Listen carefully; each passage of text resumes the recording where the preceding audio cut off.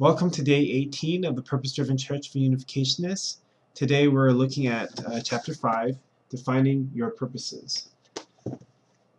And as you know, Rick Warren has been talking a lot recently about our purpose, being a purpose-driven church, and rediscovering our purpose if we are a church that is struggling or declining or plateaued in some way. So he starts off by saying that, sharing the story about how when he was a seminary student in Texas, he was hired by a large church to come and evaluate their entire what they're doing, right? And he talks about how, as he was trying to discover what was happening with this church, he found that this is a very successful church, been around for a long time, and has a long history and has done a lot of great things. But at that time, they were very kind of complacent, not doing much, not really motivated to do much. And he discovered that what this church needed was to rediscover its purpose. And so he talks about here like the process through which we discover our purpose. First of all, by studying what the Bible says about what is the purpose of the church, and kind of taking your whole congregation, your whole community through the process of discovering it together.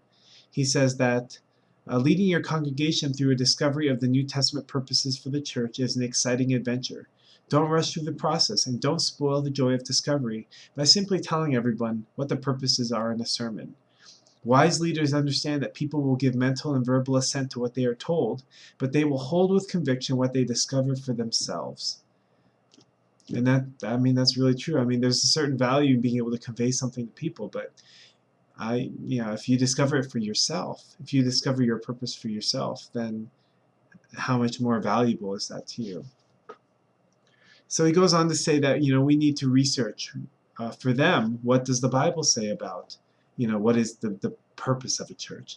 For us, the Bible is one aspect of it, but we also need to study what does the principles say about the purpose of a church, our church. What have true parents said about the purpose of our church? Why do we exist? And what is our role in the providence right now? He says that for them, whatever Jesus did while on earth, we are to continue today. The different elements of Christ's ministry should be evident in his church today. So when I see that, I think, well, father's passed away and we still have mother, then, whatever they've been doing, then that should be an aspect of what we're doing, right? Should continue, should be something that is visible in what we're doing in our church. He goes on later to challenge us to answer 4 questions. Why does the church exist? What are we to be as a church? What are we to do as a church? And how are we to do it? And these are the questions that we ask ourselves as we are studying the divine principle, as we are studying Father and Mother's words. Within that context, why do we exist? Why does the unification movement exist?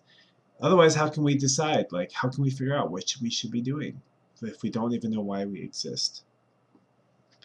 He said, eventually you should take all this information and you should boil it down to one single sentence and make a purpose statement out of it. And it should only be one sentence because it needs to be easy to remember. But he says that fundamentally, even though it's important to look at all these things and we need to research, all this stuff, we're not necessarily deciding what is our purpose. We can have our own individual purpose, but the purpose for the Unification Church or the Family Federation is already decided. It's already defined. It's up to us to discover what is our purpose for ourselves and to discover how we fit into that larger purpose as our individual community that is a part of the larger body of the church. So that's all I want to share for today, and then tomorrow we'll go into more specifics about that. Thank you very much.